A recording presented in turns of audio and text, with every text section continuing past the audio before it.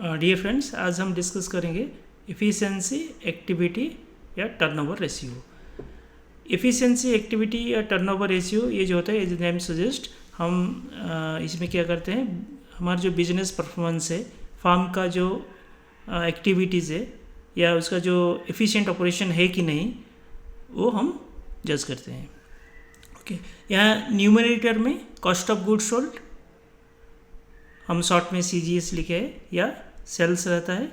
Okay, अगर question में data available है तो generally cost of good sold हम इसमें करते हैं, अगर डाटा अवेलेबल नहीं है तो अल्टरनेटिवली हम सेल्स भी ले सकते हैं।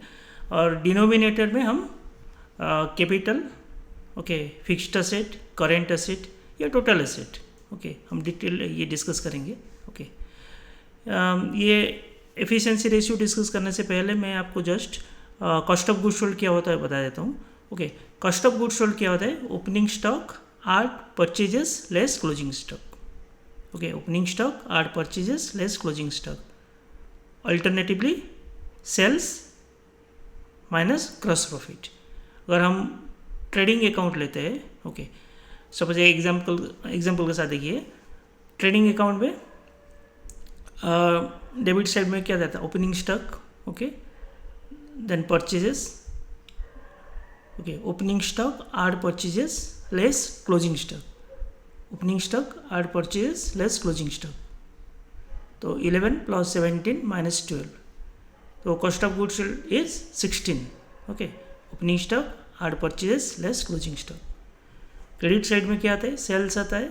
ओके, तो सेल्स में से अगर ग्रॉस प्रॉफिट को हम माइनस करेंगे तो भी आएगा कॉस्ट ऑफ गुड्स सोल्ड। दोनों अल्टरनेटिव वे से हम कैलकुलेट कर सकते हैं cost of goods sold. Opening stock are purchases less closing stock और कॉस्ट माने sales minus gross profit. Okay,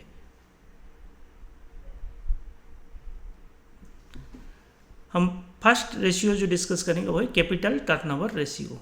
okay, formula है cost of goods sold divide by capital employed into 100। Okay, cost of goods sold upon capital employed into 100। Capital employed का हम कैसे निकालेंगे? Okay, capital employed भी हम दो alternative वे है, question के माने डाटा अवेलेबिलिटी हिसाब से हम कैलकुलेट करेंगे।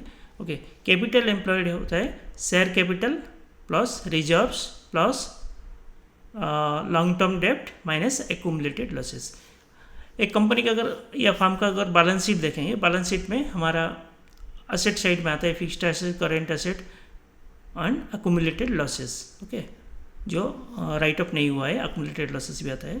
और हमारा लायबिलिटी साइड में क्या आता है? Share capital, reserves, long term डेब्ट, current liability. Okay, capital employed जो कैलकुलेशन करेंगे, दो तरीका है, share capital plus reserve plus long term डेब्ट माइनस एक्यूमुलेटेड लॉसेस। मतलब शेयर कैपिटल कितना है? 10 है, plus reserves 2, okay, then long term डेब्ट 15 माइनस एक्यूमुलेटेड लॉसेस 3, कितना आ गया? 24। Alternatively fixed asset plus current asset minus current liability. Okay, और fixed asset plus working capital भी बोल सकते हैं, क्योंकि current asset minus current liability is working capital. या okay, fixed asset plus current asset minus current liability, तो 20 plus current asset 9 minus current liability 5। Okay, हम पिछले और एग्जाम्पल में हम देखे थे कॉस्ट ऑफ गुड्स सोल्ड आया था हमारा 16 आया था, ओपनिंग स्टॉक आर purchase plus closing stock. Okay, and capital employed है 24। ओके, अगर ये कैपिटल टर्नओवर रेशियो देंगे तो cost of goods sold by capital employed into 100। Okay, तो 16/24 इंटू 100 परसेंटेज निकलते हैं, 200 मल्टीप्लाई करते हैं।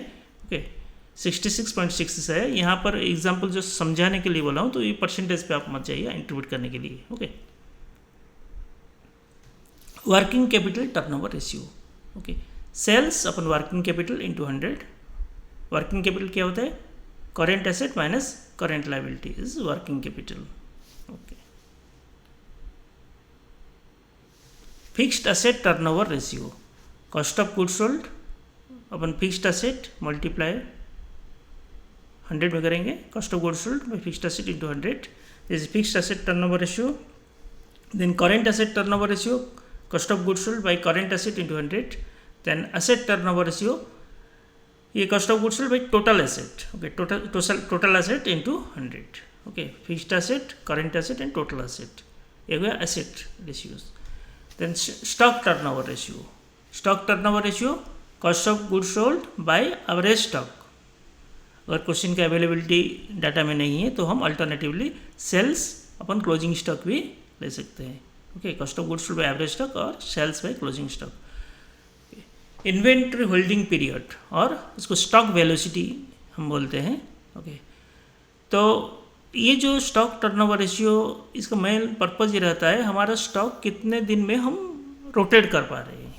एक्चुअली क्या ना, जो कोई भी बिजनेस ऑर्गेनाइजेशन में अगर स्टॉक ज़्यादा दिन हमारा रह जाता है या रोटेट नहीं होता है तो उसके लिए हमें उसको होल्डिंग कॉस्ट भी देना पड़ता है, माने जो उसका स्टोरेज चार्ज हो गया, उसका माने ज़्यादा स्टोरेज करने के लिए जो खर्चा होता है वो देना पड़ेगा. इसलिए जितने जल्दी स्टॉक हमारा रोटेट होगा उतना अच्छा है, ओके.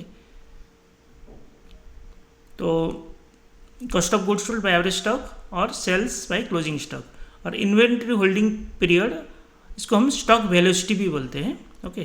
तो 12 मंथ या 365 डेज, ओके, अगर डाटा मंथ पे है तो 12 मंथ लेंगे और 365 days upon stock turnover ratio, वो आ गया स्टॉक वेलोसिटी और इन्वेंट्री होल्डिंग पीरियड.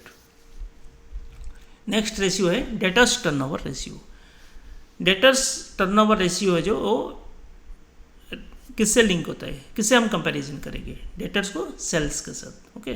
तो नेट क्रेडिट सेल अपन average receivables, okay,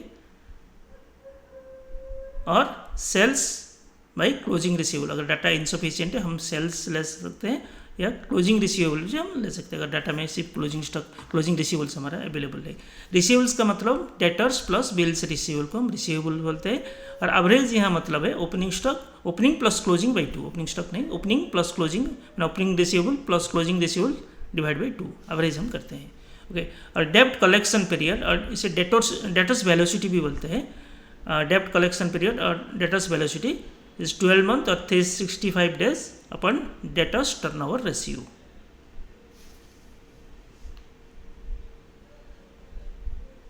similarly creditors turnover ratio, creditor turnover ratio ये particularly important creditors point of view से, क्योंकि क्रेडिटर्स भी चाहता है ना उसको जो पेमेंट है उतना जल्दी मिल जाए, तो वो भी देखेगा जब मैंने क्रेडिट देने से पहले मैंने क्रेडिटर टर्नओवर रेशियो ठीक है कि नहीं है. ये कैलकुलेशन करेंगे net credit purchase by average payables, okay. अगर डाटा अवेलेबल नहीं है तो purchases by creditors, okay.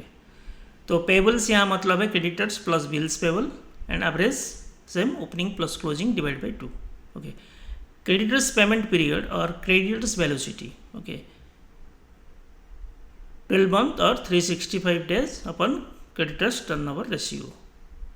Actually हम अभी जो डिस्कस किए एफिशिएंसी रेशियो या एक्टिविटी रेशियो, ये पर्टिकुलरली इंपॉर्टेंट फ्रॉम मैनेजमेंट का पॉइंट व्यू तो है ही, उसी के साथ डेटर्स हो गया, क्रेडिटर्स हो गया, ये सब भी इसको एनालाइज करते हैं बिफोर माने entering into any contract with us, okay.